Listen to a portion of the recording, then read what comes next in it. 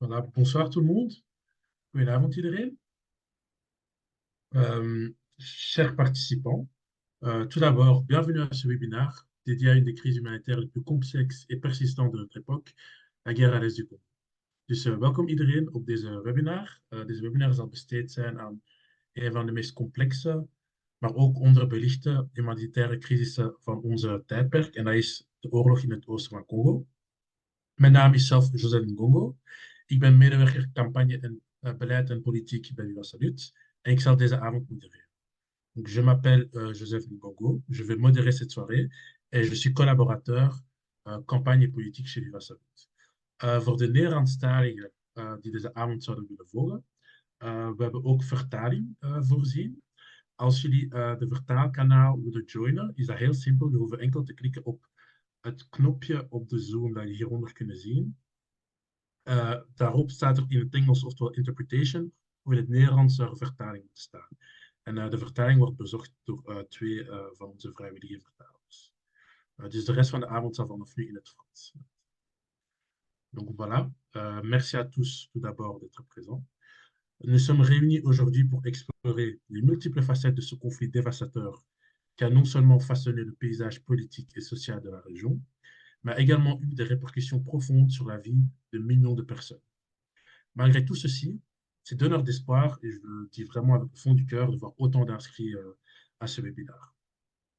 Chez Viva Salud, nous sommes convaincus du besoin d'apporter de l'attention à ce conflit, passé sous silence pendant bien trop longtemps. Donc, comme je disais, ce webinaire a été co-organisé par Viva Salud et Intal. Pour ceux d'entre vous qui ne connaîtraient pas encore ces deux organisations, Viva Salud est une ONG belge active dans le droit à la santé au niveau international. Chez Viva Salud, nous sommes convaincus que chaque individu et chaque communauté, où qu'elle soit, ont droit à des soins de santé de qualité. C'est pourquoi, ensemble avec nos partenaires aux Philippines, en Palestine ou en République démocratique du Congo et dans d'autres endroits dans le monde, nous soutenons les mouvements sociaux dans leur lutte pour ce droit inaliénable à la santé. Ensuite, Intal, l'autre organisateur de cette soirée, est un mouvement social impliqué dans la solidarité internationale qui défend la paix, le développement souverain et un monde juste et inclusif pour tous. À l'est de la République démocratique du Congo se déroule depuis des décennies un conflit en multiples dimensions. Ce n'est pas seulement une guerre entre des fractions armées, mais c'est aussi un drame humain où les civils sont pris en otage, victimes de violences, de déplacements forcés et de violations des droits de l'homme.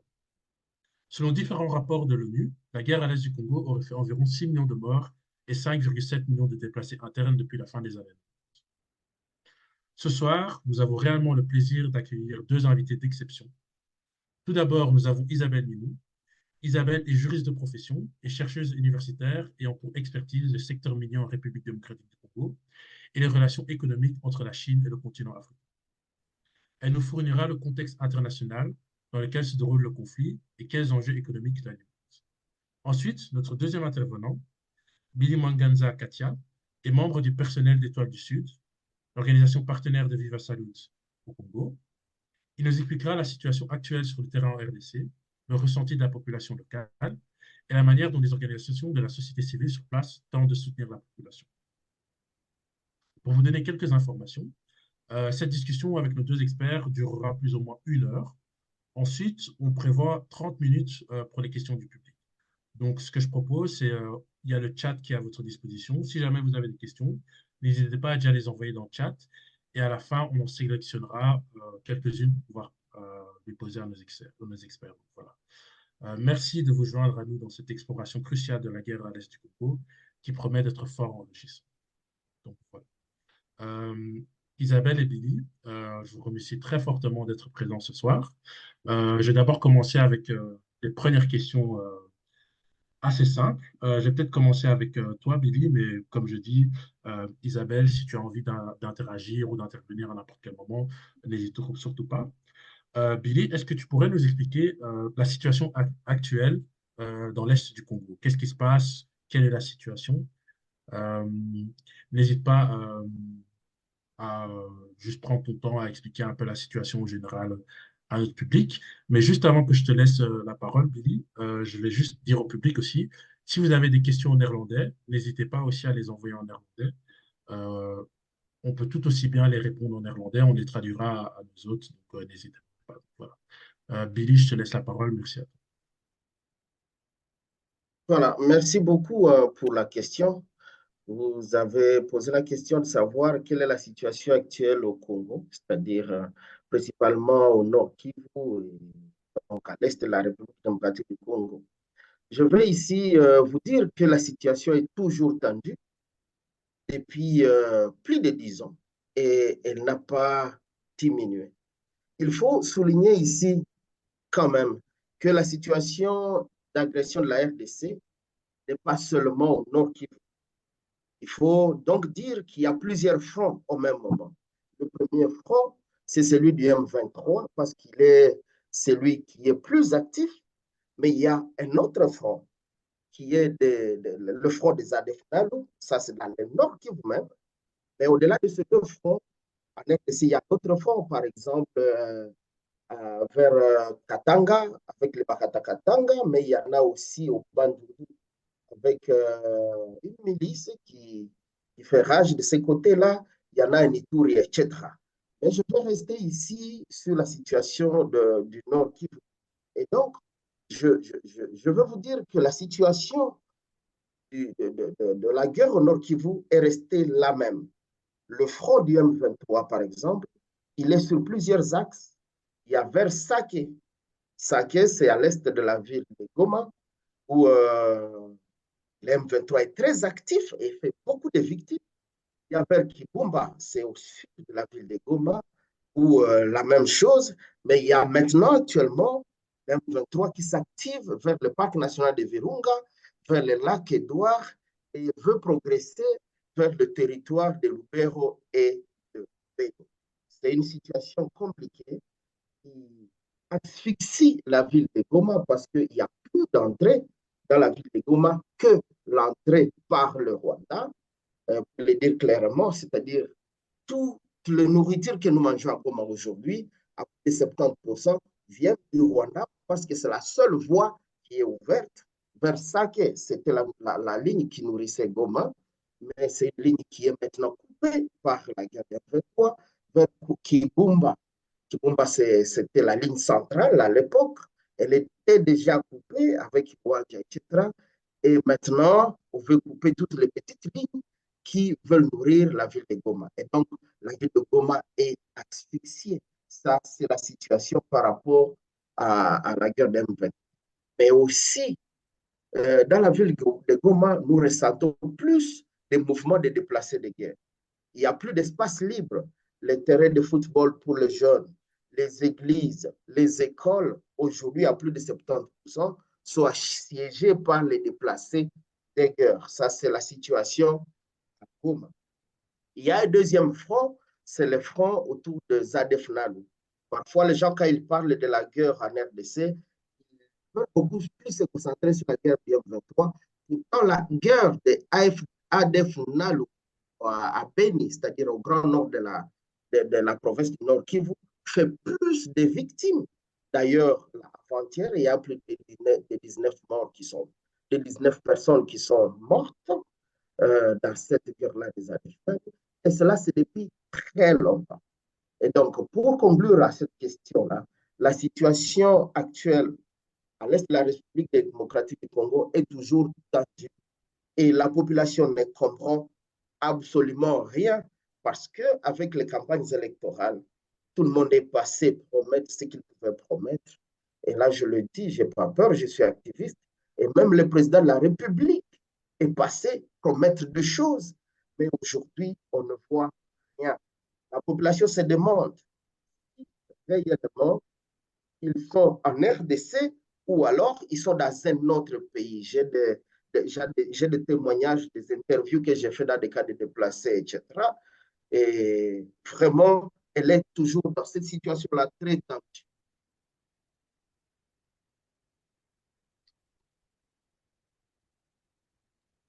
Merci beaucoup pour ton intervention passionnée, Billy. Je te remercie. Isabelle, je ne sais pas si tu souhaites encore rajouter quelque chose à la question que je viens de poser. Est-ce que Billy vient d'ajouter? Sinon, je souhaiterais peut-être aussi te demander si tu pourrais peut-être donner un peu plus disons, une vision un peu plus historique aussi également sur, enfin, quelles sont les causes principales de cette guerre, qui sont les responsables en fait. Est-ce que tu pourrais Oui. peut-être un peu plus nous informer à ce sujet-là? Oui. Oui, donc je voulais compléter également, mais tout d'abord dire bonsoir à tout le monde. Bonsoir à ceux qui nous écoutent ici en Belgique, mais également depuis le Congo. Donc on a des amis aussi qui sont à l'est du Congo et qui nous écoutent ce soir et qui vivent la situation et qui vont dans les camps de déplacés aussi. Alors, ben, moi, ce que je voudrais faire, c'est peut-être contextualiser, peut-être aussi parce que le Congo est un grand pays et que la situation est aussi complexe. Et donc, peut-être expliquer que d'abord, voilà, le Congo, c'est un pays, voilà, avec la carte. Donc, on voit ici.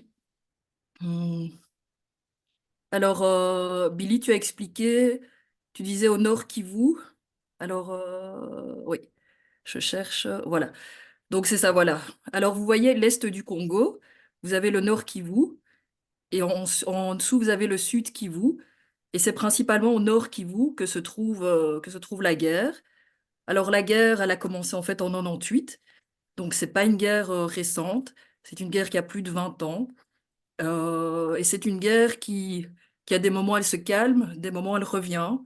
Et donc, pour l'instant, on a des combats qui ont repris depuis 2021. Voilà.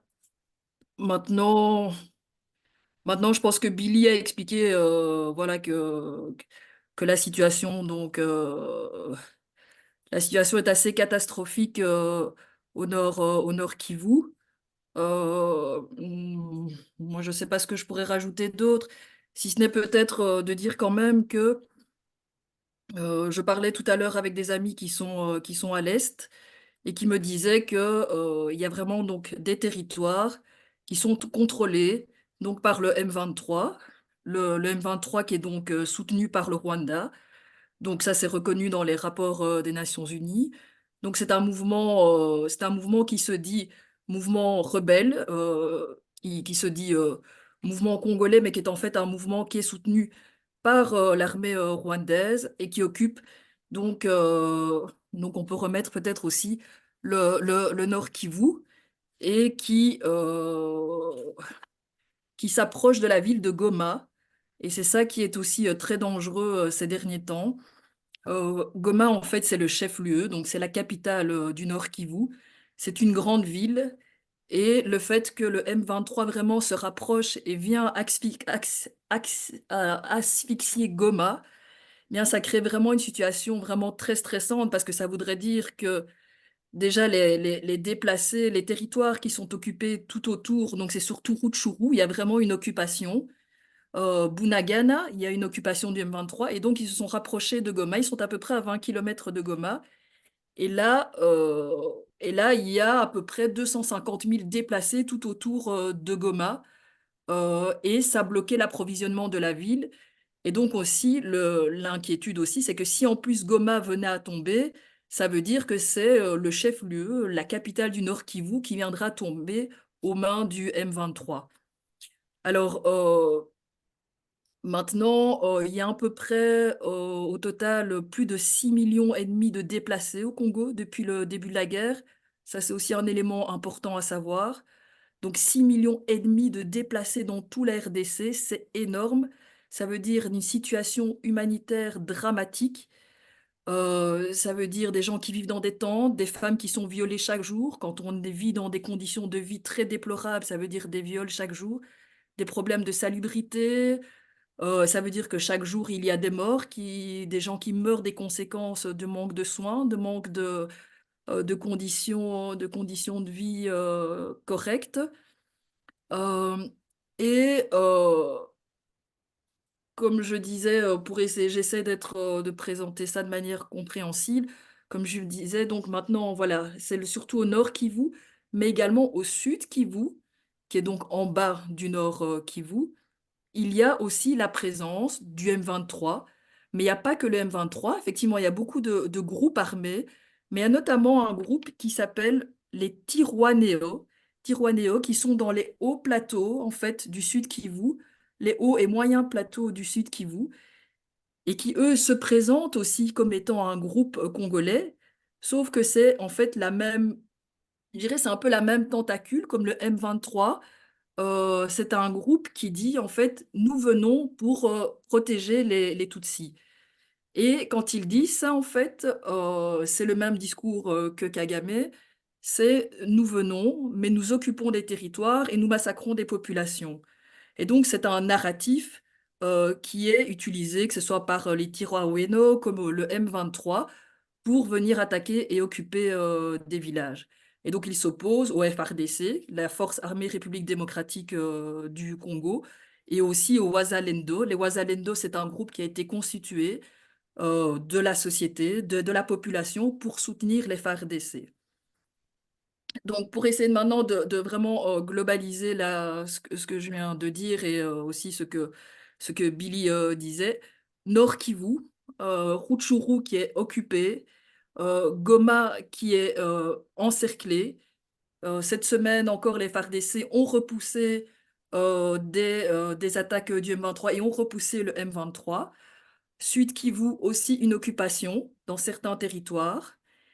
Et donc, voilà, ça, c'est vraiment les endroits clés où se trouve la guerre, avec un total de plus de 6,5 millions, comme j'ai dit tout à l'heure, de déplacés, donc situation humanitaire catastrophique.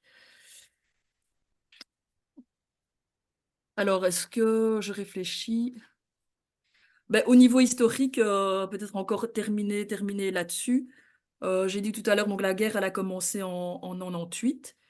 Alors, elle a commencé en 98, ça veut dire que euh, le Congo, après l'indépendance, c'était le président Mobutu euh, qui, euh, qui a participé à l'assassinat de Lumumba. Donc, c'était l'homme des Occidentaux, hein, l'homme de la Belgique, l'homme des États-Unis au moment de l'indépendance, qui était au pouvoir pendant de nombreuses années. Et puis, il y a eu une marche qui vient de Laurent Désiré Kabila, qui a été président du Congo pendant quelques années, parce qu'il a été assassiné très vite. Donc en 2001, Laurent Désiré Kabila a été assassiné.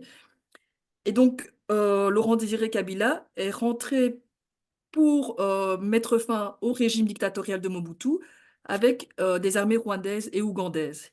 Il vient, il renverse Mobutu, il y a une libération du pays, ça a été vraiment une grande joie dans le pays, après plus de 30 ans d'une dictature de Mobutu. Mais il fait cette alliance, et quand il fait cette alliance, ben, il vient avec les troupes rwandaises et ougandaises, et il leur dit, maintenant vous rentrez chez vous. Vous rentrez chez vous. Et là, à ce moment-là, l'armée rwandaise, l'armée ougandaise, qui était alliée avec les États-Unis, et donc il faut bien avoir en tête que derrière les deux pays qui soutiennent donc le M23, les ADF comme l'Ouganda, donc l'Ouganda soutient les ADF, derrière tout ça, en fait, c'est une guerre soutenue par les États-Unis. Ça, c'est vraiment à avoir en tête aussi quand on regarde aussi avec la situation en Palestine contre, enfin avec Israël, hein. Israël, la guerre qu'elle mène, c'est une guerre qui est menée sans le soutien des États-Unis. Cette guerre ne pourrait pas avoir lieu. Euh, et donc voilà. Et donc aujourd'hui, on a vraiment une résurgence de cette guerre. Et il y a vraiment eu un silence énorme par rapport à cette guerre pour différentes raisons. Et je pense qu'on va revenir tout à l'heure dessus. Merci beaucoup, Isabelle. Je dirais juste pour ceux qui viennent de nous ont rejoint juste après le début, bienvenue à ce webinaire. Comme je disais au tout début, pour ceux qui avaient manqué, si vous avez des questions, n'hésitez pas à les placer dans le chat et on en sélectionnera quelques-unes à la fin de ce webinaire. Billy, est-ce que tu souhaiterais rajouter quelque chose à cette intervention ou à propos de ce sujet? Oui, oui, par rapport à l'origine même de cette guerre, ici, je voulais ajouter certains éléments. C'est déjà une guerre, comme on le dit chaque jour, c'est une guerre qui est autour de ressources naturelles, c'est-à-dire les ingérences, l'impérialisme, etc. Parce que si je vais vous reprendre dans un discours du sous-secrétaire de l'État américain en 1965 déjà, c'est-à-dire juste après l'indépendance, il dit ceci, il s'appelle William Menem, il dit la première et peut-être la plus importante donnée de base sur le Congo est que ce pays est le cœur géographique et stratégique de l'Afrique. Ce qui se passe au Congo exerce le plus grand impact sur tout le voisin et le reste de l'Afrique. Pour ça, le contrôle du Congo est très important. Les États-Unis sont intéressés par tout ce qui se passe au Congo. Et donc, ici, je voulais dire que l'origine de cette guerre ici est d'abord autour de minerais naturels, des ressources naturelles. Et ces ressources naturelles, les impérialistes ils ont créé des ennemis internes, c'est-à-dire des Congolais, qui travaillent au guise, donc en fait, pour l'intérêt de ces impérialistes-là, de ces personnes extérieures, mais aussi des ennemis extérieurs qui sont parfois des pays voisins. C'est là que ma co-débattrice a parlé justement du Rwanda et de Burundi, etc. Ce sont des ennemis qui sont utilisés pour concrétiser justement ces visions des grands États qui veulent emprisonner le minerai du Congo. Ça, c'est une première raison. Et pourquoi est-ce que ces minéraux sont exploités euh, illégalement au lieu de les exploiter légalement? Parce que tous, vous connaissez ce que c'est la vision même du Fonds monétaire international. On l'a vu avec la CEDEAO, où le pays qui cotise, ils sont incapables d'utiliser leur argent. La France doit donner des injonctions et des pourcentages à utiliser. C'est-à-dire qu'il faut laisser le Congo dans cette emprise où il doit dépendre. C'est pourquoi, s'ils viennent solliciter ces minéraux naturellement au niveau du gouvernement, ils vont payer des taxes et des dividendes qui vont faire que le Congo va avoir plus de moyens qui risquent d'aider le Congo à s'organiser. Ça, c'est vraiment la première cause qui fait que ces guerres continuent. Et quand on voit que le Congo s'élève un peu, il faut venir avec des techniques et des stratégies pour l'emprisonner. La deuxième cause par rapport à cette guerre, c'est la faiblesse des institutions gouvernementales. Mais cette cause ici, elle est liée à la première cause, c'est-à-dire ces autres États, ces ennemis de l'État qui gagnent des capitaux autour des minerais du pays, ils ne sont pas intéressés à aider le pays à évoluer. Donc, il faut fragiliser les institutions. Il faut parfois nous donner des députés qui ne sont pas en mesure de faire leur tâche, vous le savez, tous au Congo, et même parfois des présidents qui ne sont pas en mesure de réfléchir citoyenneté, en mesure de réfléchir patriotisme, seulement réfléchir intérêt égoïste. Tout ça, c'est ce de choses. C'est ce qui fait que ces guerres-là continuent. Au-delà de ça, la troisième raison, c'est qu'elle est aussi liée à ces ressources naturelles, c'est que toutes ces choses ici créent l'instabilité politique. C'est-à-dire, il ne faut pas que le pays ait des institutions fortes, il ne faut pas que le pays ait des lois, il ne faut pas que le pays ait des représentants de la population qui puissent réfléchir, qui puissent aider le pays à aller de l'avant. C'est une machine qui a été travaillée depuis très longtemps. Je vous ai donné ici l'anecdote de William Menem, déjà depuis 1965. Ils ont inventé cette machine et donc nous sommes aujourd'hui victimes de cette machine-là. Voilà ce que je voulais ajouter par rapport à l'intervention de Patrice. Merci. Merci beaucoup, Billy. Mais je vais lancer alors peut-être ma seconde question, en fait, aussi sur ce que tu disais. Billy, tu as très rapidement, en fait, nommé le rôle des ressources naturelles, en fait, au Congo.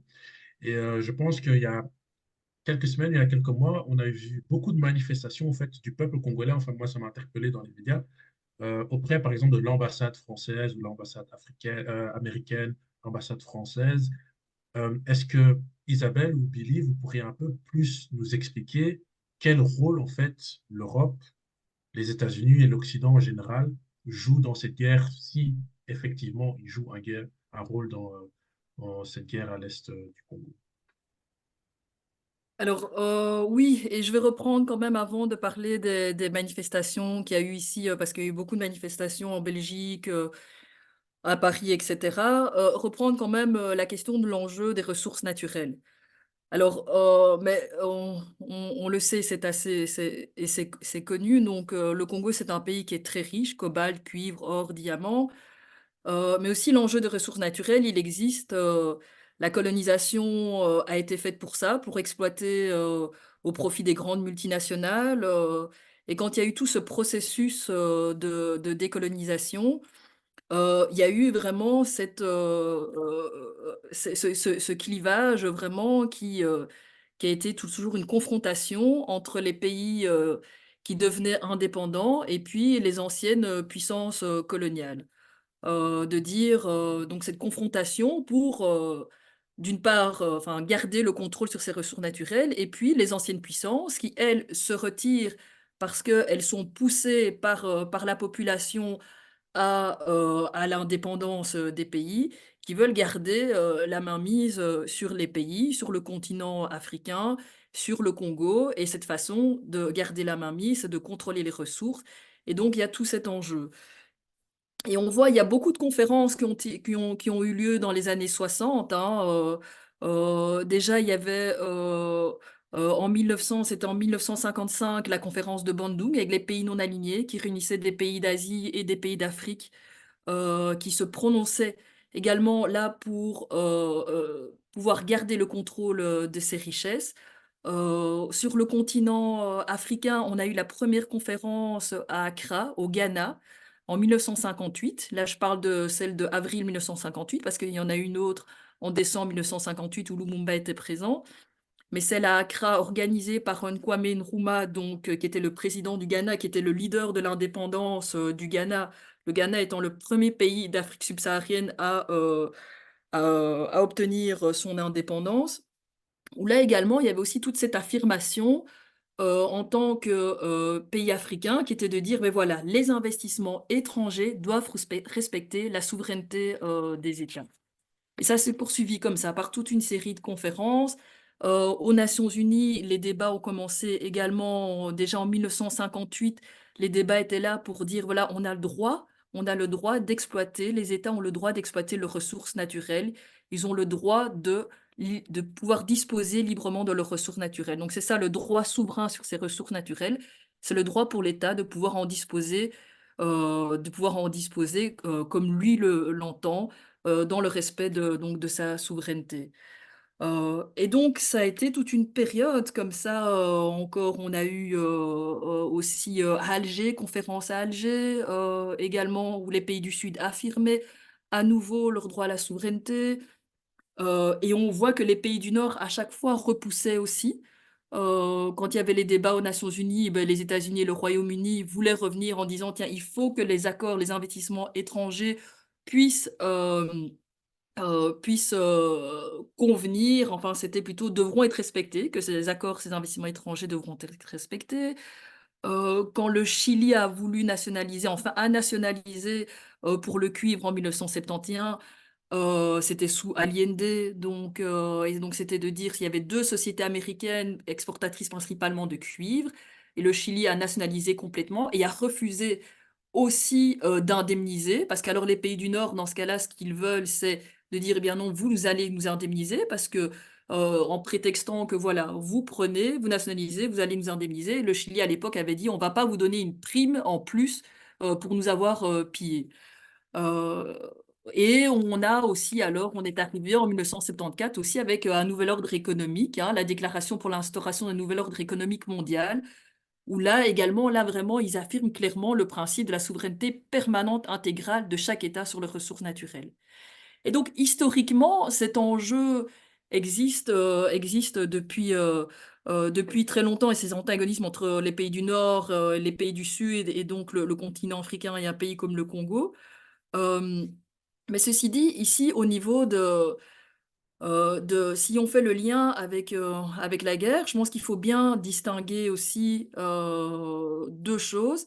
C'est il y a le contrôle des ressources naturelles par les pays du Nord, et ce contrôle implique aussi pas forcément d'exploiter ces ressources naturelles, mais implique qu'un pays qui en dispose ne puisse pas devenir un État fort.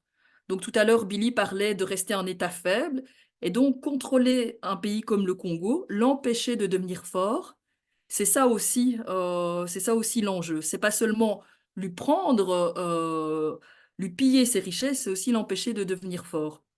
Ben, aussi un pays comme le Congo, grand pays, au cœur de l'Afrique centrale, avec des frontières avec 9 pays, un tel pays qui deviendrait riche et fort, c'est aussi pour toute l'Afrique un déploiement. C'est aussi un changement pour toute l'Afrique. Donc, les pays du Nord ne vont jamais laisser un pays comme le Congo se développer tranquillement. Il faudra toujours se battre.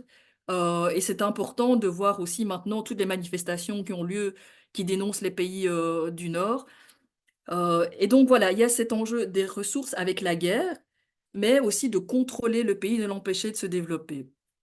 Alors, peut-être aussi une précision quand même par rapport aux ressources naturelles avec la guerre. Euh, Le Congo, sous Mobutu, a vraiment subi une destruction économique. Son économie était complètement détruite. Donc déjà dans les années 70, la Banque mondiale disait que l'exportation du Congo était très faible. À la fin du régime de Mobutu, le Congo était très endetté, plus de 12 milliards. Enfin, c'était un ratio, en tout cas par rapport à son PIB, qui faisait que c'était insoutenable pour le pays. Donc, la fin du règne de Mobutu, c'est un pays qui est complètement détruit et qui n'est pas industrialisé. Alors maintenant, aussi, pour ne pas confondre, c'est que le cobalt et le cuivre au Congo, que l'on utilise surtout pour les voitures électriques, les téléphones, les PC portables, mais c'est surtout les voitures électriques. Là, c'est surtout cobalt et cuivre. Et là, on est dans la région, on n'est pas au nord Kivu, on n'est pas au sud Kivu, on est dans la province du Haut-Katanga. Lubumbashi, et dans la province maintenant qu'on appelle Lualaba, Kolwezi. Donc on est dans le sud du pays. Et là, ce sont des sites miniers qui sont devenus industriels. Il y a une industrialisation qui s'est faite aux alentours de 2005. Des relations économiques avec la Chine se sont initiées au niveau du secteur minier, parce que les relations existaient avant, mais au niveau du secteur minier se sont initiées. Et il y a eu tout un développement industriel au Congo pour le cuivre et le cobalt, ce qui fait que maintenant on arrive à un pays qui est le premier exportateur mondial de cobalt et le troisième exportateur de cuivre. Donc là, ce sont des sites industriels. Et donc principalement, l'exportation est industrielle pour ces ressources-là. Maintenant, et donc là, on n'est pas dans une zone de guerre. Donc ça ne concerne pas une zone de guerre. Maintenant, il y a aussi des creuseurs artisanaux. Et donc là, on estime que c'est à peu près 20% du cobalt qui est exporté du Congo qui vient des creuseurs artisanaux. Alors, pour ce qui est de la région du Nord Kivu et du Sud Kivu, là, on est dans les minerais qui sont le tantal, plutôt l'or, la cassitérite, et qui là, alors, sont des minerais qui effectivement arrivent au Rwanda ou en Ouganda. Si on prend le cas je vais citer, il y a une mine de coltan au nord Kivu, la mine de Rubaya. C'est une mine qui était tenue par un homme d'affaires qui était en fait un homme de main de Kagame, qui a été arrêté par les autorités congolaises. D'ailleurs, les États-Unis et l'Europe sont intervenus pas contents, mais cette mine a été fermée et maintenant, il y a des rapports qui disent, enfin, la société civile a dénoncé que le M23 faisait acheminer ces minerais de coltan vers le Rwanda en passant par la ville de Bunagana, qui est frontière avec l'Ouganda. Bunagana, c'est vraiment un lieu où l'on passe pour sortir les minerais du Congo. Et donc, euh, et donc, on a en 2023 l'explosion au niveau de l'exportation des minerais du Rwanda. Et donc ça, c'est pas, c'est quelque chose qui est maintenant très clair. C'est entre ce que le Rwanda produit et entre ce qu'il exporte, ça correspond clairement pas du tout. Donc il y a vraiment ces minerais-là, tantal, surtout coltan, qui viennent alors du nord Kivu. Mais Si, donc, je fais cette distinction aussi parce que tout à l'heure, donc, on parle de d'exploitation des minerais, mais aussi on dit aussi, c'est ce que, voilà, il y a la déstabilisation aussi du Congo. Et donc, il y a cette guerre avec ces minerais qui partent illégalement, mais il y a aussi le fait que, il y a une industrialisation qui s'est développée au Congo et elle s'est développée principalement avec des sociétés à capitaux chinois. Et quand on entend dans les discours, que ce soit au niveau de l'Union européenne ou au niveau des États-Unis, on est dans un discours, ouah, la Chine est venue, la Chine a tout pris au Congo, etc.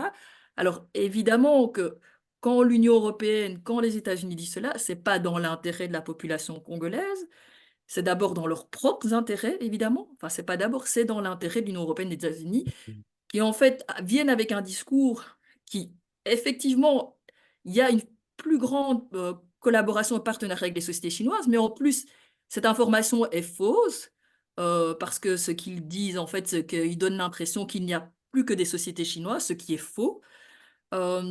Deuxièmement, ils le disent en faisant un discours de droits de l'homme. Or, c'est ce qui les dérange, c'est que euh, des sociétés chinoises prennent le marché au Congo, non pas qu'en plus eux occupaient, parce que des sociétés européennes, en tout cas des grandes sociétés minières européennes, il n'y en a plus au Congo. Les grosses sociétés qui exploitent ne sont pas européennes. Elles sont, il y a des sociétés Kazakhstan, Canada, anglo-suisse, mais en tout cas, ni la France, ni la Belgique, etc., ne fait partie de ces sociétés-là. Et donc, ce qui dérange, c'est aussi que le Congo développe des relations avec un autre grand pays du Sud, qui n'est pas eux, et donc alors ils perdent le contrôle. Et donc, c'est ça aussi, tous ces enjeux, c'est on déstabilise, on mène une guerre au Congo, on invente une histoire aussi et on donne aussi une image d'un Congo qui ne se développe pas, qui est complètement pauvre, qui est complètement euh, où il n'y a où on rend confus en fait toute cette situation minière pour ne pas en fait dire qu'il y a un développement aussi industriel au Congo. Et merci, Euh, Isabelle. Je pense que je vais juste laisser la parole à Billy. Je pense que Billy, tu souhaites y rajouter peut-être quelque chose, peut-être Oui, brièvement, oui, parce que je souhaiterais aussi passer après au sujet de la santé aussi. oui, oui. En Parce que je fait, trouve... je voulais un peu compléter en répondant à votre question par rapport à l'impact de l'Union européenne et tout ça sur cette crise. Moi, je me dis, et c'est ce qui est vrai au niveau interne, c'est que l'Union européenne, les États-Unis et d'autres institutions des États forts, ils ont finalement créé des activistes au niveau interne qui sont pour leur cause. On le voit au niveau interne. Moi, je suis activiste je suis activiste pro-démocratie. Parfois, nous sommes dans une activité, une action où nous revendiquons, nous voulons que ça change, mais nos frères à l'interne sont des mouvements très connus, ils sont contre, etc., parce qu'ils sont pour l'obédience telle et telle autre. Elle a parlé justement de la mine de Roubaïa, où on l'avait fermée parce que ça appartenait à un pro-Kagame. Il s'agit de Ouagadougou, qui est emprisonné, malheureusement, qui est maintenant député national. Et la Cour constitutionnelle n'a pas statué sur son invalidation parce qu'il est dans une question importante sur la nation. Il reste député. Et à ce niveau-là, j'aimerais quand même dire une chose. Au niveau du Parlement, il y a des députés qui sont pro-Kagame, qui sont pro-États-Unis, qui sont pro-ennemis de la nation. C'est-à-dire ce sont des antennes des ennemis de la nation.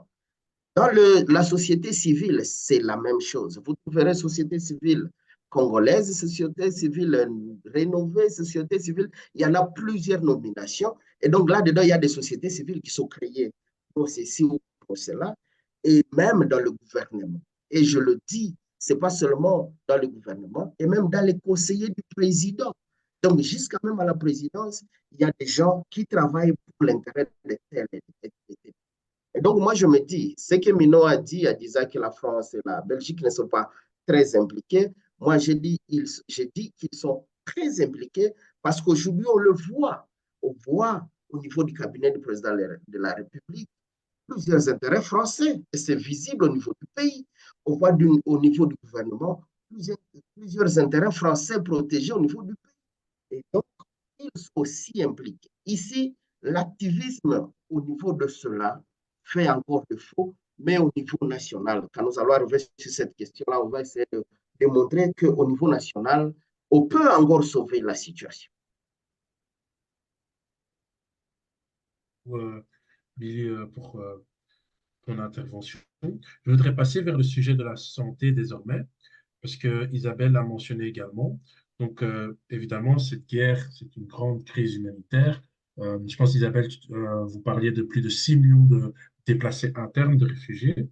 Euh, donc, ma question, peut-être pour chacun de vous deux, peut-être particulièrement avec Billy, puisque vous travaillez sur la question avec Étoile du Sud, ma question, c'est en fait, comment se passe l'accès à la santé, en fait, en République démocratique du Congo, plus particulièrement dans la zone touchée à l'Est. Ensuite, quel est le travail de votre organisation et l'organisation partenaire de l'UA Salud, Étoile du Sud sur place? Merci beaucoup. Je vais donner des éléments clairs parce que j'en ai le contexte et des éléments de documents.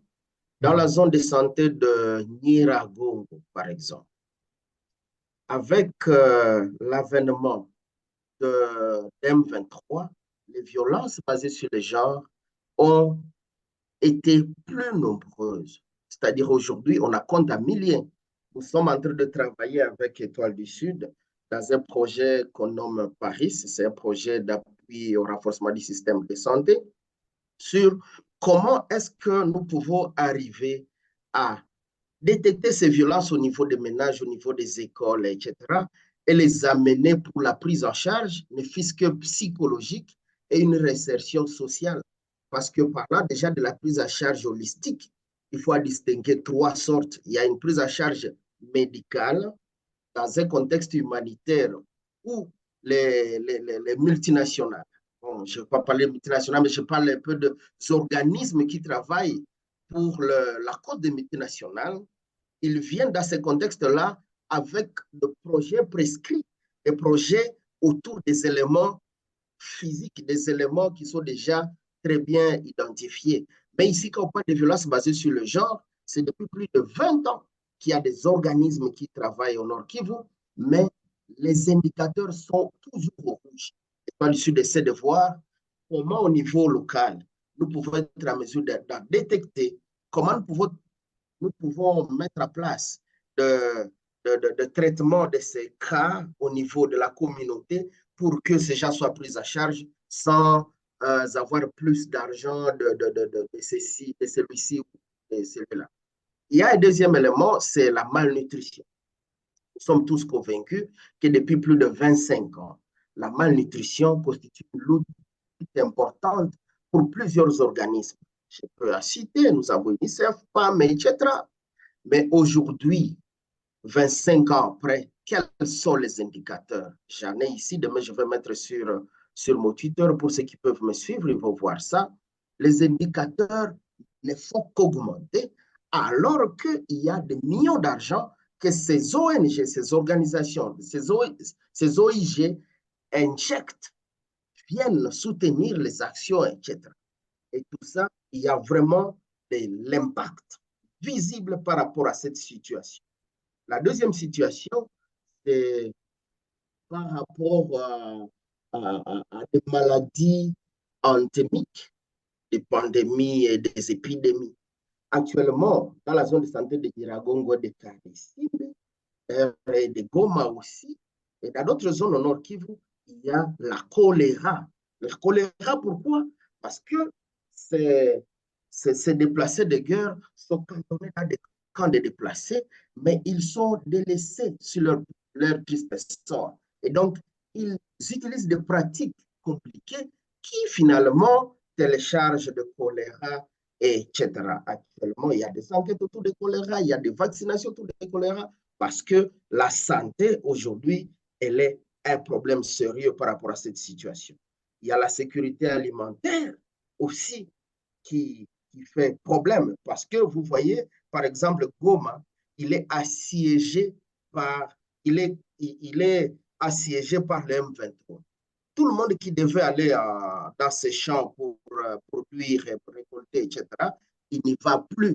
Du coup, la question de sécurité alimentaire devient un problème aussi dans la ville de Goma que dans les territoires de la province du Nord Kivu. La santé, aujourd'hui, avec les déplacés de guerre, accéder aux soins de santé, c'est difficile. Et là, je dis particulièrement à une catégorie de la population qui sont, c'est-à-dire la catégorie de la population à risque de marginalisation. Je peux citer certaines catégories. Nous avons les personnes de troisième âge. C'est difficile pour eux de vivre aujourd'hui. Nous avons les enfants de moins de 5 ans. C'est difficile et c'est là qu'ils attrapent la malnutrition. Nous avons les femmes enceintes, les femmes allaitantes.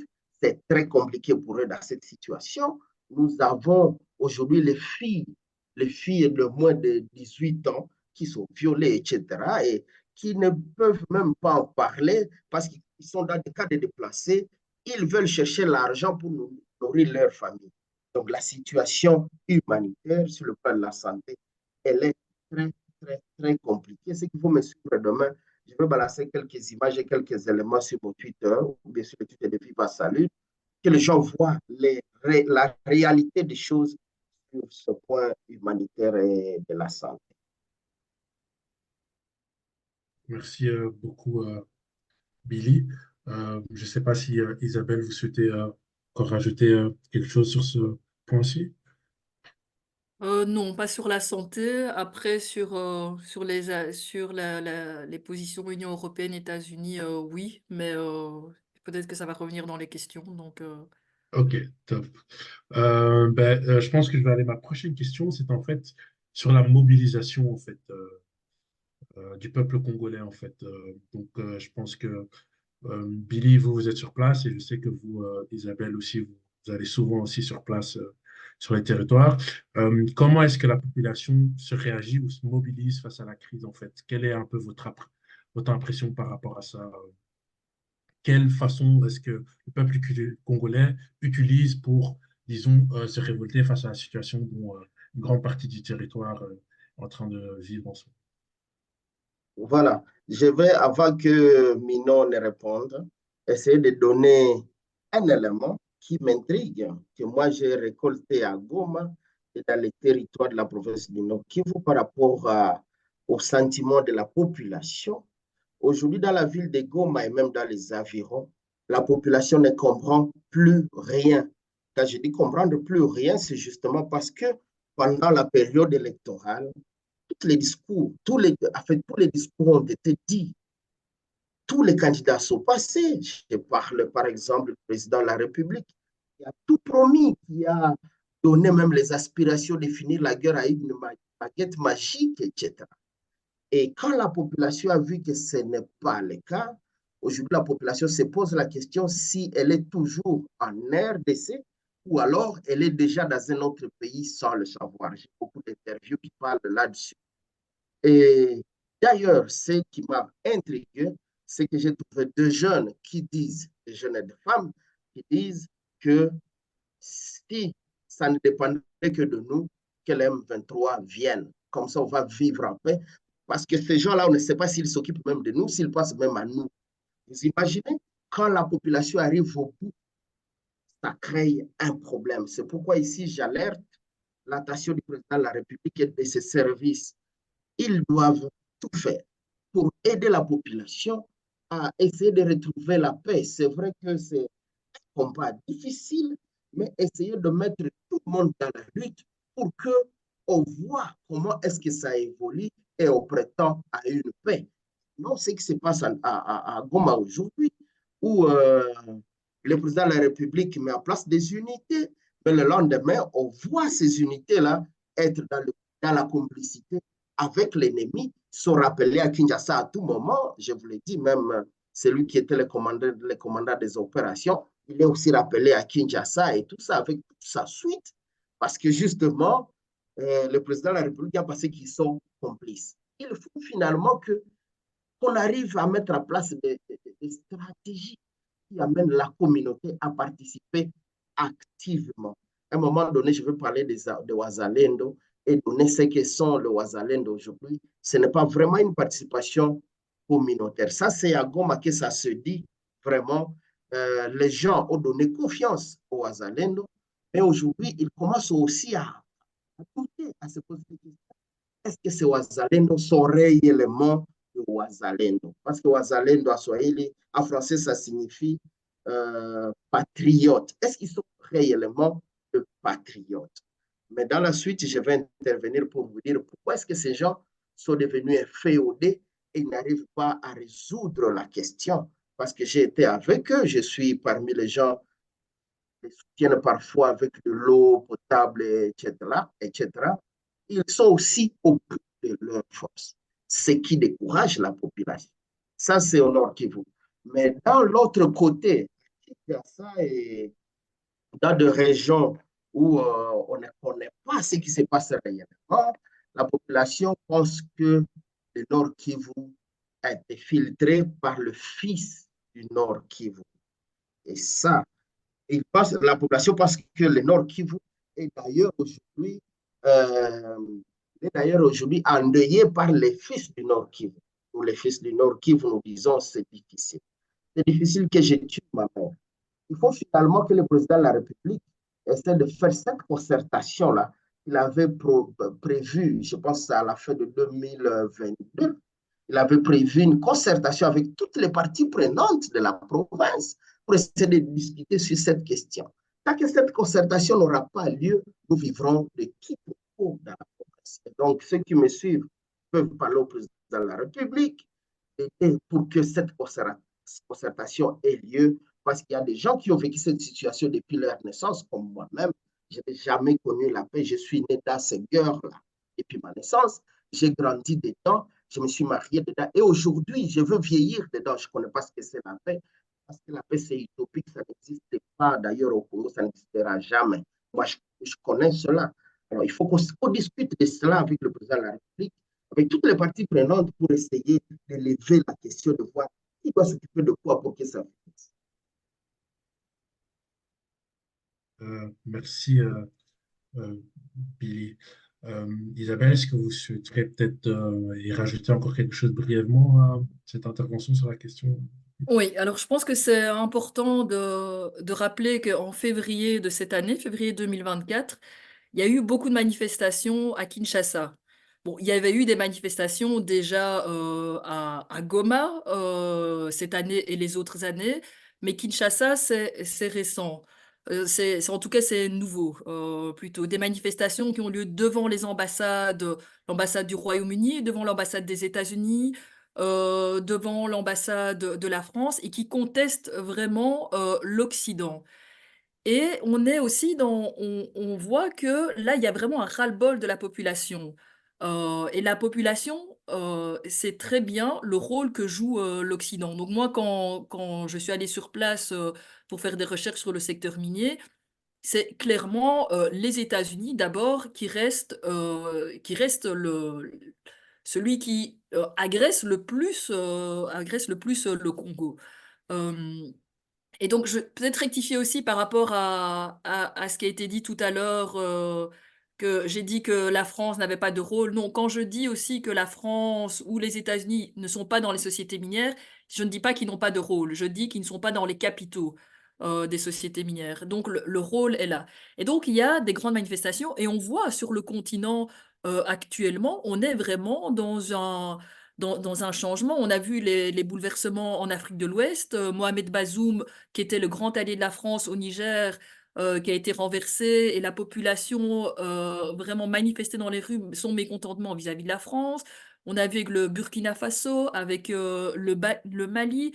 Et puis dernièrement, on a eu les élections au Sénégal où Macky Sall, le grand allié de la France, a fait toute une série de manœuvres pour empêcher que ces élections se produisent. Et le candidat opposant qui est Bassirou Diomaye Faye, qui a été élu, qui est en fait du parti le PASTEF, euh, et qui a été élu sur base d'un programme vraiment de rupture et de souveraineté du Sénégal. Eh bien, il y a eu aussi toute une lutte au Sénégal pour pouvoir arriver à ce que ces élections se réalisent. Et donc, on observe ça, vraiment, ce changement sur le continent. Et le Congo en fait partie aussi, avec toutes ces manifestations qui ont été organisées. À Uvira aussi, Uvira c'est dans le sud Kivu, là où je disais aussi il y a des groupes armés comme ça sur les hauts et plateaux du sud Kivu. Bien là aussi, des manifestants, et notamment je pense à un activiste Amici qui peut-être nous entend, mais je ne sais pas si la connexion est bonne, qui vit à Uvira, qui va voir les déplacés. euh, qui a manifesté et on peut voir sur la banderole des revendications comme rupture des relations diplomatiques avec les USA, la Grande-Bretagne, la France et les autres pays de l'Union européenne. Euh, Ces manifestations ont lieu au Congo, mais elles ont eu lieu ici aussi. Alors à Paris, grande manifestation aussi déjà en décembre. En mars, nouvelle manifestation à Paris. On a eu des manifestations aussi à Bruxelles. Ici, on était à peu près 2000 dans les rues de Bruxelles le 25 février. Manifestation à Liège aussi le 23 mars. Manifestation à Genève aussi en Suisse. Manifestation au Canada. Manifestation au Royaume-Uni. Hier, manifestation au Brésil. Et qu'est-ce qu'on retrouve dans ces manifestations pour dénoncer la guerre? On retrouve encore des messages vis-à-vis de l'Occident qui dit notamment stop à la barbarie occidentale, libérez le Congo reste un et indivisible. Donc on retrouve à chaque fois ces revendications par rapport à l'Occident. Et donc on voit qu'il y a vraiment une montée et une colère en fait qui s'exprime de plus en plus, qui est, je crois, évidemment poussée par la guerre, mais qui n'est pas poussée que par la guerre. On se rend bien compte que l'Occident a colonisé, que l'Occident ne veut pas condamner ce qui s'est passé pour la colonisation, que l'Occident défend les intérêts des grandes multinationales et que l'Occident vient comme celui qui est le faiseur des droits de l'homme, alors que c'est lui qui est dans une logique de guerre et finance notamment la coopération militaire des États-Unis avec le Rwanda. Donc, dernièrement, il y a la représentante des États-Unis, c'était au mois de mars, a déclaré à Kinshasa que les États-Unis arrêtaient la coopération militaire. Ça s'est produit en mars, ici 2024. Ça ne veut pas dire que ça existe encore dans les faits, mais ça s'est produit avec la pression de toutes ces manifestations. Donc, toutes ces manifestations produisent ces effets. L'Union européenne, coopération militaire aussi avec le Rwanda, elle vient d'augmenter encore 20 millions à l'armée rwandaise de financement dans le cadre d'un mécanisme de paix. Par ailleurs, mais toute cette coopération militaire, elle est, euh, elle est constante et puis alors elle s'arrête ou alors il y a des déclarations et c'est constant depuis le début de la guerre. C'est-à-dire que quand la population manifeste, quand il y a un mécontentement, quand ça vient aux yeux du grand public, eh bien, les États-Unis, l'Europe sont obligés de reculer. Et ça, on voit aussi la force du peuple, et ça, c'est vraiment important de voir cette force qu'on peut avoir quand on revendique, cette force qu'on peut avoir quand on visibilise, parce que la guerre au Congo est vraiment une guerre qui n'est pas visibilisée en Occident. Donc, quand on pense qu'elle a fait des millions de morts, il y a aussi ce ras-le-bol aussi, que ce soit au Congo ou aussi dans la diaspora congolaise aussi en Belgique, mais pas que la diaspora congolaise, aussi la diaspora africaine, qui est de dire il y a eu la guerre en Ukraine, il y a la guerre en Ukraine, et l'humain, c'est pas à géométrie variable. La vie humaine, qu'on soit congolais, qu'on soit ukrainien, qu'on soit belge, elle est la même chose, elle vaut la même chose. Et donc, c'est aussi une colère d'une série d'étapes comme ça qui se dit, mais non, on ne peut plus, on ne peut pas accepter ça, on ne peut pas accepter ce silence aussi. Donc, important de visibiliser, de dénoncer et de dire qu'il y a bien une guerre qui est menée. Il faut utiliser des mots aussi, parce que souvent aussi le mot guerre au Congo, on l'utilise pas beaucoup. Je ne sais pas pourquoi aussi peu de milieux l'utilisent. Mais parce que quand on n'utilise pas le mot guerre aussi, en fait, on minimise aussi ce qui se passe sur place. Donc, important d'utiliser le mot guerre et, euh, et de faire repousser l'Union européenne, les États-Unis dans leur soutien vis-à-vis du Rwanda. On voit que ça marche, mais il faut constamment continuer. On voit que ça marche parce qu'ils reculent dans leurs déclarations, mais il faut les pousser à passer aux actes. On a toute une série d'accords économiques qui ont été passés entre dernièrement l'Union européenne et le Rwanda, accord qui a été ici signé, enfin c'est un mémorandum le 19 février 2024 entre le Rwanda et l'Union européenne sur les chaînes de valeur durable pour les minerais. Donc ça, c'est vraiment assez, je veux dire, très, très... on pourrait dire que c'est complètement idiot pour l'Union européenne, mais en fait, on voit à quel point, surtout, on voit à quel point ils viennent avec une arrogance. ils se permettent de faire des choses à un point tel qu'un pays qui est visé comme pillant le Congo, on conclut un accord sur des chaînes de valeur durable pour les minerais. Et donc voilà, il y a ces accords qui sont à dénoncer. Dans les manifestations qui ont eu lieu en Belgique, ces accords ont été dénoncés. Il y a un accord aussi que les États-Unis ont signé aussi avec le Rwanda, avec le Congo, avec la Zambie aussi. Et donc on voit que les États-Unis aussi essaient de se repositionner aussi, parce que c'est lié au déplacement des minerais, ces accords, c'est lié aux infrastructures pour le déplacement des minerais. Et donc, on a vraiment ce mouvement qui est en marche sur le continent africain, au Congo, dans la diaspora, qui les fait reculer, mais ils reviennent à chaque fois. Et donc, il faut vraiment, on a tous un rôle à jouer en manifestant, en organisant des conférences, en dénonçant la désinformation aussi. Voilà ce que je voulais rajouter. Merci beaucoup, Isabelle. Merci pour ton intervention passionnée. Je voudrais juste rajouter pour les gens dans le public, on arrive vers la fin. Je vais poser juste mes dernières questions. Donc, si vous avez encore des questions pour que ce soit Isabelle Minon pour Billy Mwangaza, n'hésitez vraiment pas. Euh, je voudrais juste, pour terminer, je pense qu'Isabelle, tu as un peu aussi adressé le sujet. Tout simplement, tout d'abord, qu'est-ce que la communauté internationale au sens large peut faire pour arrêter ce conflit? Parce qu'Isabelle, tu as déjà donné quelques pistes. Ensuite, qu'est-ce que nous, on peut faire en tant que citoyens pour arrêter le conflit? Et qu'est-ce que les mouvements sociaux en général, que ce soit en Belgique ou autre part, peuvent-ils faire pour que les massacres cessent? Peut-être d'abord Billy. OK. Déjà, la communauté internationale, je vais dire que je ne sais pas si elle a un rôle à jouer. C'est comme pour un braconnier donner les grades de garde-parc. Et là, vous voulez avoir quel résultat? C'est que vous voulez que tous les animaux qui sont dans les parcs soient tués légalement parce que le braconnier qu'il était est devenu garde-parc. Moi, je me dis, c'est contre d'ailleurs euh, la communauté internationale parce qu'elle n'existe pas de forme. Hein. On en parle, mais on ne sait pas dire ce qui. C'est là le problème. Et donc, elle n'a pas un rôle à jouer directement parce qu'elle n'est pas connue. C'est qui la communauté internationale? Mais aux activistes internes et externes, en tout cas, ils ont un vrai rôle à jouer. D'abord, de continuer d'en parler pour que les gens se rendent compte qu'ils sont complices dans une situation peut-être qu'ils ne connaissent pas directement, peut-être qu'ils connaissent directement, mais aussi que les dirigeants du pays sachent qu'ils ont le rôle, qu'ils ont le devoir de donner la paix à la population.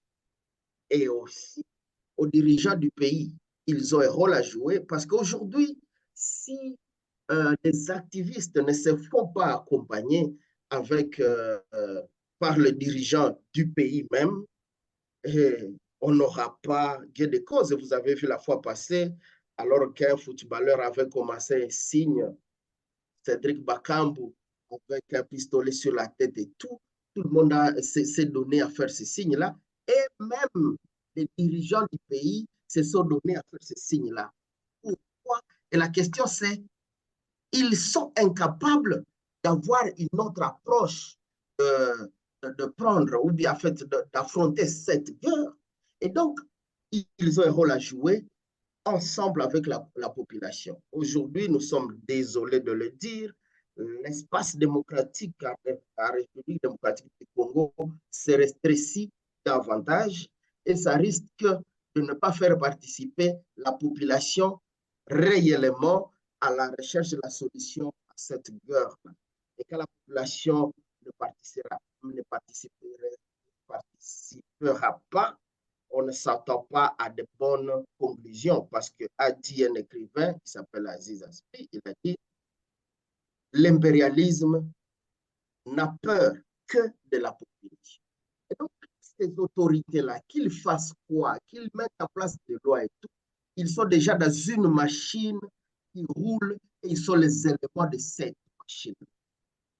Donc, le rôle de ces autorités, c'est d'élargir l'espace démocratique et de faire que toute la communauté, la société civile participe réellement aux questions de la recherche de paix, de la recherche de la solution à cette guerre. Ça, c'est le rôle de ces gens-là. Mais aussi, il y a un rôle à jouer aux pays amis, aux pays libres, aux pays qui peuvent parler, qui peuvent aider à parler. Et là, je m'adresse à certains pays progressistes de l'Afrique. Aujourd'hui, nous en avons maintenant plusieurs, les Burkina Faso, etc. De voir à nous, le Congo, de voir comment nous devons approcher ces pays-là et imiter, essayer de voir comment ils se sont tirés de pétrin comme le nôtre. Parce que ces guerres n'ont pas seulement été en RDC, elles ont été partout en Afrique, nous connaissons dans le Sahel, etc. Mais aujourd'hui, avec le Burkina Faso, on essaie de confondre les gens. Pourquoi ne pas se tourner des gens devant à côté de ces gens-là qui peuvent nous donner des conseils pour voir comment nous pouvons y aller. Parce que moi, je pense que les manifestations de la population, on est allé marcher, la police est venue ne nous amènera jamais à une solution. La vraie solution, une vraie concertation population et gouvernement et président de la République, etc., pour voir comment nous nous tenons.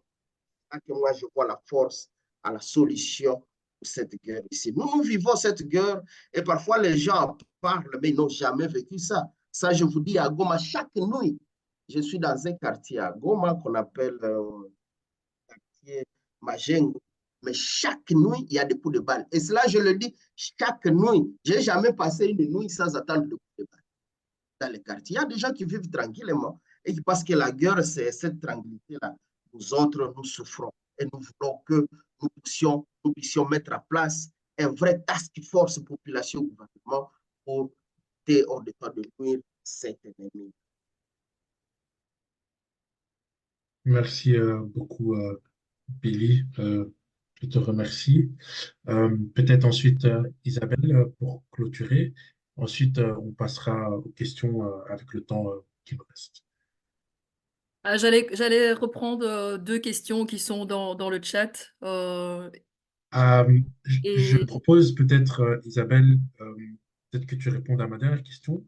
Et ensuite, je poserai les questions du chat, si c'est OK. d'accord, très bien. Et ah oui, ta dernière question, il y a Euh, Qu'est-ce que la communauté internationale peut faire pour stopper la guerre et la situation actuelle? Qu'est-ce que nous, en tant que citoyens, on peut faire et quel est le rôle du mouvement social en général à l'international Mhm. pour que cesse la guerre et cesse les massacres? Je pense que tu l'as déjà un peu aussi également Oui, je souligné, mais vais. si tu souhaites encore rajouter quelque chose. Mhm. Donc, ben, premièrement, ce qui est essentiel, c'est pas de coopération militaire avec des États qui agressent, Ouganda et Rwanda. Donc là-dessus, les États-Unis et l'Europe, l'Union européenne doivent être très clairs là-dessus, pas s'en tenir à des déclarations, mais très clairs.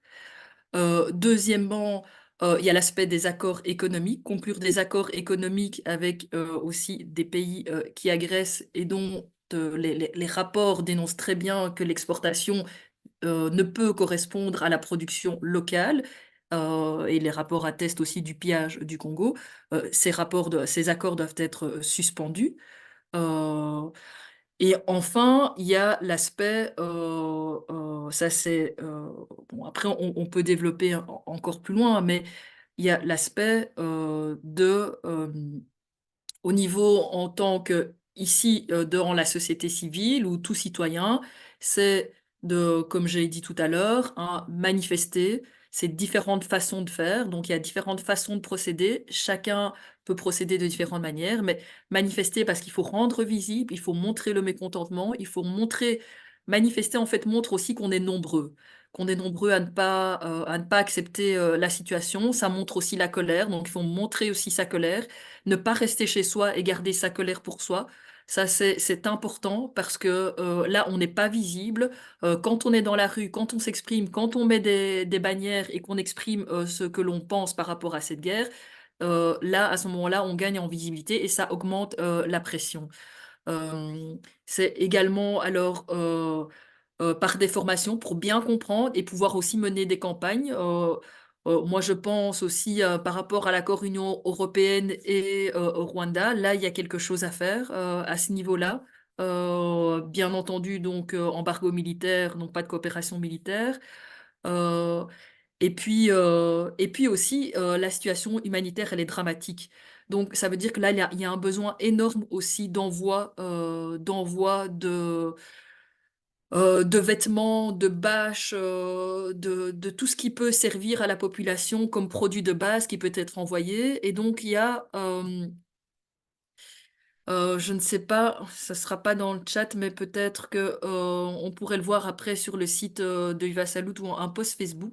Mais actuellement, il y a une récolte d'argent, pas une récolte d'argent, mais il y a une récolte qui se fait ici à Bruxelles. Donc il y a un grand hangar, c'est SOS Urgence Congo, où l'on peut alors amener ses affaires et ça va être envoyé donc au nord et au sud Kivu. Euh, il y a aussi sur place, entre Congolais, il y a évidemment le soutien qui se fait. Donc là, je parle de nous ici, mais il y a aussi, donc, parler des manifestations sur place, mais aussi parler, je pense aussi à une association qui s'appelle, c'est la coopérative des femmes autour du secteur minier. C'est Isabelle Pendeza, qui est coordinatrice et qui, elle, va dans les camps et amène aussi du matériel, principalement pour les femmes. Je pense aussi à une autre organisation encore, mais là j'ai plus le nom. Donc voilà, je dirais ça c'est allez, les principales, en tout cas les principales pistes, et c'est aussi de croire que les choses peuvent changer. La guerre, c'est clair qu'elle est là depuis très longtemps, mais cette guerre elle est inacceptable. Et si on ne croit pas à son changement, alors ça veut dire que ceux qui l'amènent ont gagné. Rien que le fait de ne pas croire à ce changement, c'est laisser les agresseurs gagner et c'est laisser des victimes continuer à mourir par milliers, par centaines de milliers, par millions. Donc c'est aussi important de croire que ce changement peut venir. C'est pas facile, ça sera dans la durée, évidemment, mais donc il est possible de renverser ça. Les indépendances se sont faites, ça s'est fait au prix de nombreux sacrifices. Peut-être qu'à l'époque, on ne pensait pas que les indépendances pouvaient avoir lieu, donc les changements peuvent venir parce qu'on met la pression et parce qu'on s'organise aussi, s'organiser aussi dans Intal, s'organiser dans Viva Salut pour se regrouper et mener toute une série d'actions ensemble, aussi dans les réseaux sociaux, des podcasts, etc., quoi. Super, un grand merci, Isabelle. Et pour revenir à ce que vous avez mentionné, je vais le citer ici. Je vais voir si c'est peut-être possible d'en faire un post aussi sur le réseau avec Viva Salud.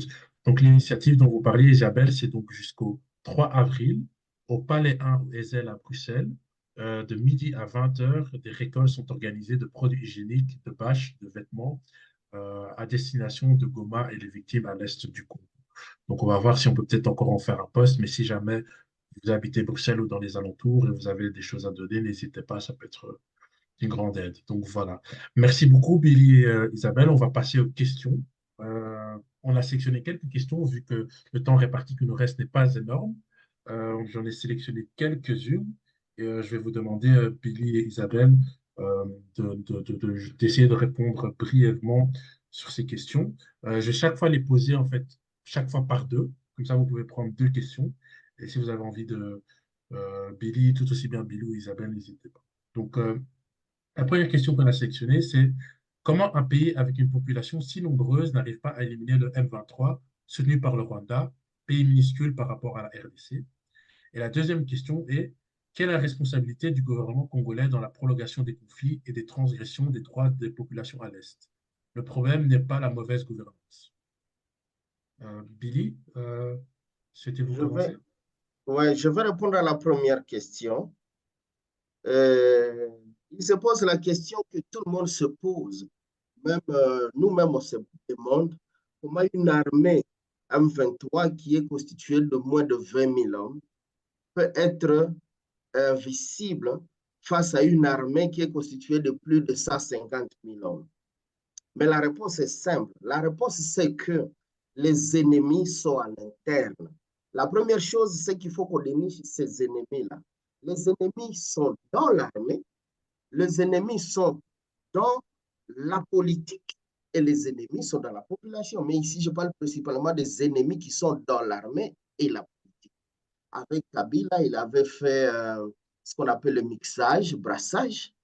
Donc, il avait accepté que plusieurs officiers rwandais soient dans l'armée congolaise, dans les FARDC. Ces officiers, ils sont toujours aujourd'hui.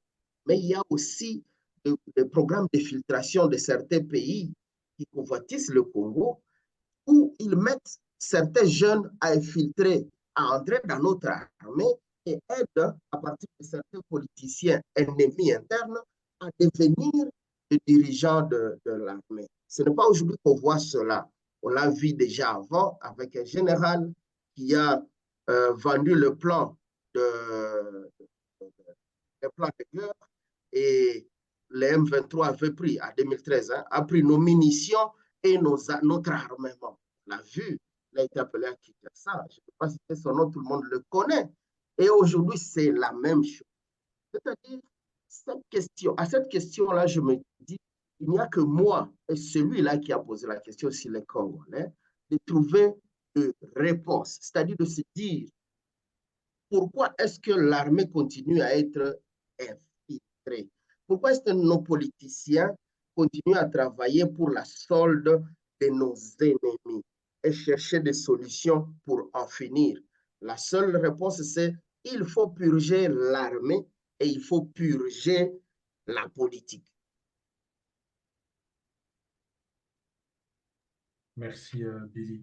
Et pour la seconde question, je vais peut-être la répéter. Quelle est la responsabilité du gouvernement congolais dans la prolongation des conflits et des transgressions des droits de la population de l'Est? N'est-il pas une question de mauvaise gouvernance? Est-ce que tu souhaites encore rajouter quelque chose ou c'est suffisant la première réponse que tu viens de donner?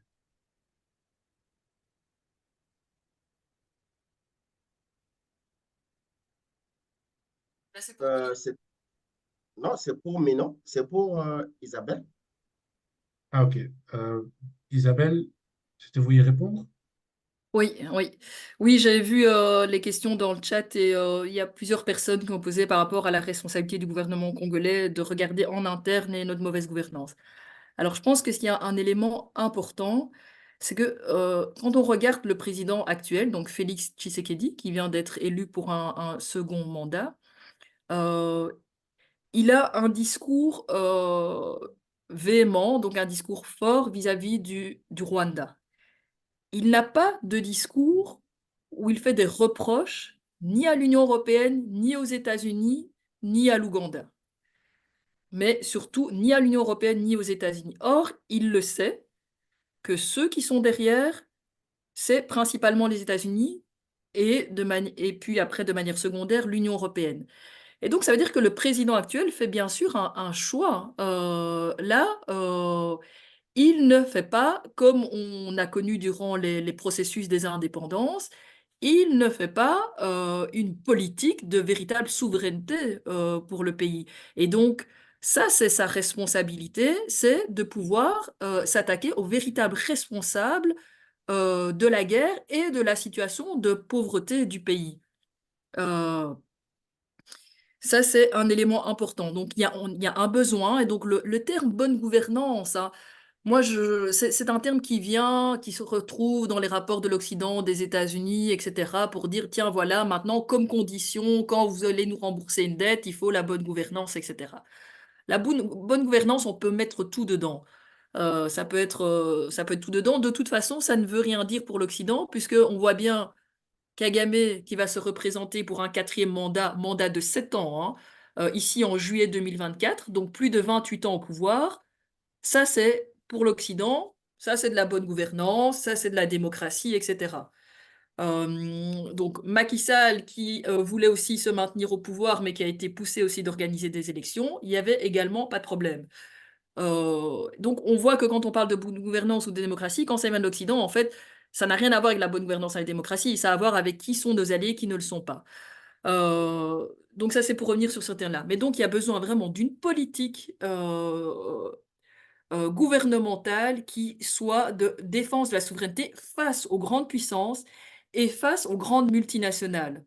et qui donc fasse respecter aussi le code minier, parce que le code minier, il y a un code minier qui a été révisé en 2018, qui prévoit plus de participation de l'État congolais dans les sociétés minières, plus de taxes pour les grandes entreprises.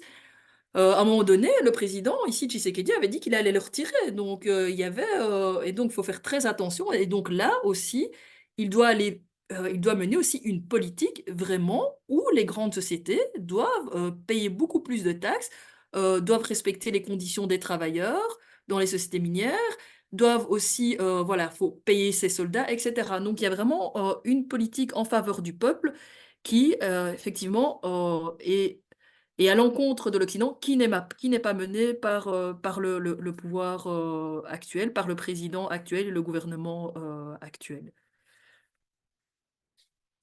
Il y avait une première question aussi, mais je ne sais pas. Oui, la première question, c'était concernant en fait le mouvement. Comment est-ce qu'une armée, un pays si vaste comme celle du Congo, a du mal contre euh, une petite milice, enfin une milice comparativement plus petite comme celle du M23? Et ça me fait penser aux déclarations du président du MR, Georges-Louis Boucher, qui a sorti un truc assez horrible. Assez horrible parce que c'est simplement complètement nier la guerre au Congo, qui est de dire ce n'est pas possible que le Congo se fasse agresser par un petit pays. C'est impossible. Mais c'est, voilà, Georges-Louis Boucher le sait, je pense qu'il est très bien informé, mais que là, il tient sa politique néolibérale entre ses mains, qui est de ne pas dénoncer cette guerre et de soutenir des alliés en place. C'est-à-dire que le Congo ne fait pas face au Rwanda, à l'Ouganda, le Congo fait face aux États-Unis qui sont derrière. Ça, c'est clair. Ils font face aux grandes puissances qui sont derrière. Donc ce n'est pas une petite armée, mais ils disposent d'armes sophistiquées. Ces armes sophistiquées, et même les armes non sophistiquées, ne sont pas fabriquées au Rwanda ni en Ouganda. Euh, voilà. Merci beaucoup. Je passerai ensuite vers deux dernières questions que nous avons sélectionnées. Tout d'abord, celle-ci est spécifiquement pour Billy. Billy, quel est l'impact de cette situation sur le travail d'Étoile du Sud? Comment avez-vous adapté votre manière de travailler avec la population? Ah, merci Ensuite, beaucoup. je dirais peut-être aussi directement la deuxième question. Au Congo, il y a beaucoup d'ethnies. Pourquoi le problème se pose uniquement à l'est du pays? Ah, ok, merci beaucoup. Je vais parler d'abord, je vais répondre à la deuxième question, puis finir avec la première. Donc, on demande, on dit, au Congo, il y a plusieurs ennemis. Pourquoi le problème se pose seulement à l'est du pays? Je l'ai dit et Minon l'a dit, c'est à cause de la position stratégique de ces provinces de l'est du pays. C'est là que s'est concentré plusieurs richesses du sous-sol. Et donc, les multinationales et les impérialistes et les ennemis de l'État ne peuvent que s'intéresser à ces contrées-là. Mais alors, pour la première question, qu'est-ce que l'Étoile du Sud fait pour contrer ces situations? Je veux le dire, l'Étoile du Sud a créé une dynamique de jeunes. Une dynamique de jeunes, c'est vraiment national dans toutes les provinces. Cette dynamique de jeunes, elle est en train aujourd'hui de militer réellement pour ces éléments, pour que le contexte change. Dernièrement, avec l'arrivée de Macron à Kinshasa, avec tous les mouvements sociaux, on a pensé que Macron n'était pas bienvenu parce qu'il venait d'injurier le Congo en octroyant, en sollicitant autant de millions d'argent pour le Rwanda. Et la dynamique de jeunes, qui est un mouvement de jeunes de l'État du Sud, s'est mobilisé avec d'autres mouvements, la Philippe et les autres, pour ces actions. Je pense que le président de la République était informé de ces actions parce que c'était vraiment de bonnes actions. Mais au niveau local, qu'est-ce que nous faisons? Nous avons mis en place ce que nous appelons le comité populaire pour la paix. C'est beaucoup plus au nord du Kivu. Nous en avons 77 comités populaires pour la paix. Le rôle de ces comités, c'est quoi? Ils s'organisent dans des villages, des femmes, des jeunes, des hommes, qui analysent les situations de leur village et se disent quels sont les éléments autour de la paix qui doivent faire notre discussion. Donc, par exemple, dire les jeunes de beaucoup des enfants se font enrôler dans les groupes armés et à ce niveau-là, il faut se dire quelles sont les actions que nous devons faire. Je vais donner un exemple du Comité populaire pour la paix de Maboya. C'est vraiment après Butembo, on a la vers Beni. Il y a plus de mobiliser 5 enfants soldats parce qu'ils ont pensé que ce n'est pas bien que ces enfants restent dans le groupe rebelle et ils sont revenus dans la communauté. Et donc, Étoile du Sud a mis en place des structures, des stratégies pour que la population puisse être en mesure d'analyser leur situation, être en mesure de définir les actions pour finir, pour éradiquer leur situation, différemment d'autres ONG qui viennent donner des solutions aux situations où ils ne sont pas réellement ou alors physiquement participants. Alors, nous aidons la communauté à s'organiser, définir leurs problèmes, à mettre en place des plans d'action pour faire des actions afin d'éradiquer ces situations. Un autre exemple, c'est par rapport, par exemple, aux élections passées. Nous avons été désolés parce que nous avions mis en place dans nos structures de base ce que nous appelons les comités électoraux populaires. Ce sont des stratégies que nous mettons dans la communauté à travers les structures de base, les OAC, les organisations de base, sur le vote utile, c'est-à-dire qui votait parce qu'il a un programme, parce qu'il a ceci et tout. Et donc, ces populations ont été en mesure, vraiment, nous avons eu plusieurs comités électoraux populaires qui se sont mobilisés avec des candidats qui ont fait des plans d'action, des projets de société avec la population, etc.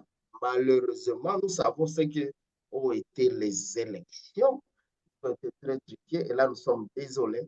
Mais si les élections étaient bien organisées, il y aurait un nouveau leadership qui viendrait de la communauté.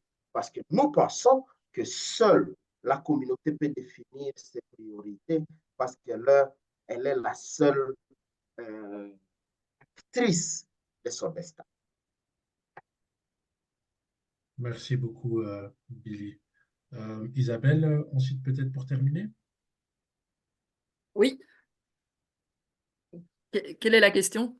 Ah oui, pas de souci, je vais la répéter. La première question, enfin, la première était surtout en fait pour Billy concernant le travail de l'Étoile du Sud. Et plus pour toi, c'était au Congo, il y a beaucoup d'ethnies différentes. Pourquoi le problème se pose uniquement à l'est du pays? Mais, oui, le Congo, c'est énormément, énormément d'ethnies. Alors pourquoi ça se passe à l'Est? Ben, c'est clair que là où il y a les groupes armés et l'agression, c'est là où il y a des minerais non exploités de manière industrielle, donc au nord Kivu et au sud Kivu. Donc c'est lié à ces ressources. Donc la question de conflit ethnique, c'est un faux débat. C'est en fait plutôt, c'est pas que c'est pas un faux débat, c'est pas qu'il y a pas, il peut pas avoir de conflit ethnique, mais ça montre justement que l'argument avancé par Kagame et aussi quand on voit dans différentes résolutions aussi au niveau dans les accords de paix, même au niveau qui a été imposé aussi au niveau international au Congo, on vient aussi avec la question des ethnies, mais en fait, là, c'est utilisé. On utilise, donc Kagame utilise de défendre l'ethnie Tutsi pour dire, moi, je viens défendre les Tutsis qui subiraient un génocide.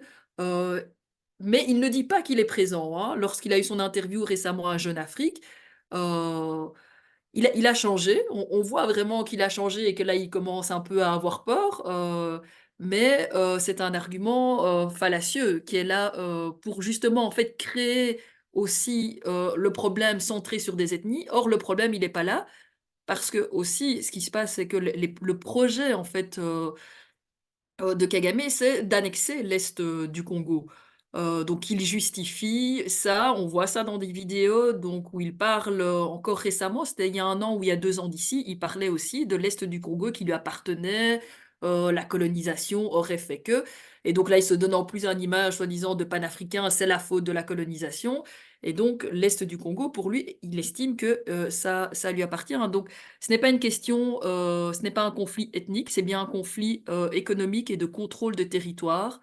Voilà, ça c'est ce que je peux ajouter par rapport à ça.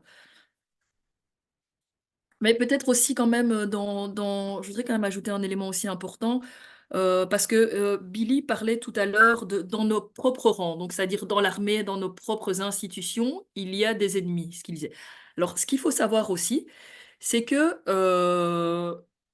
quand la guerre a commencé, il y a eu les États-Unis, aussi l'Union européenne, qui ont imposé au Congo de brasser son armée, c'est-à-dire de mélanger ceux qui agressaient le pays avec l'armée congolaise. Et donc ça, c'est inimaginable, je pense, qu'on pourrait penser pour un pays européen de faire ça. Mais on l'a fait, c'est tellement assez dingue. Donc, il y a une agression, et puis on impose au pays que ces militaires viennent dans votre propre armée. Et donc, c'est ça, on est arrivé aussi dans une armée qui a été mélangée aussi par une obligation des grandes puissances, soi-disant au titre de la paix, mais évidemment, ça fait tout le contraire. Donc voilà, c'est un élément aussi important à savoir quand on se dit, tiens, oui, mais il y a qui dans les armées, etc. Non, il y a eu vraiment un brassage obligé dans les accords de paix par les États-Unis et l'Europe. Génial. Un grand merci à vous deux. Je voudrais, le webinaire est terminé.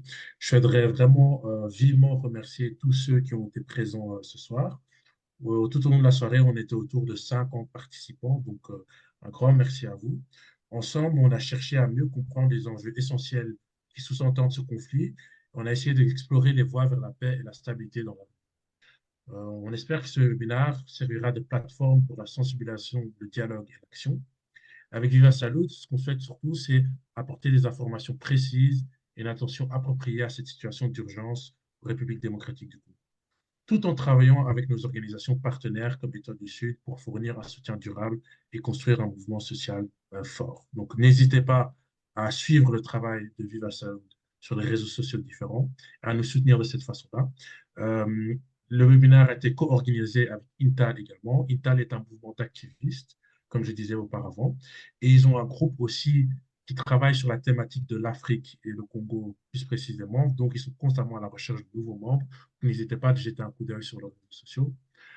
Ensuite, je souhaiterais chaleureusement remercier Billy et Isabelle pour leur expertise. Je pense que c'est une grande chance de vous avoir ce soir et je pense que le public a vraiment pu profiter de votre expertise et de vos analyses. Ensuite, je souhaiterais aussi remercier Roland et Laurine qui ont assuré la traduction vers le néerlandais. Et je souhaiterais également remercier mes collègues de Viva Salud pour la préparation de cette soirée qui a été un vrai plaisir pour moi à modérer. Voilà. Je vous souhaite tous une belle soirée et j'espère à bientôt. Bonne soirée, merci à tous. Bonne soirée à Bonne tous. soirée, au Merci, à revoir. bientôt. À bientôt.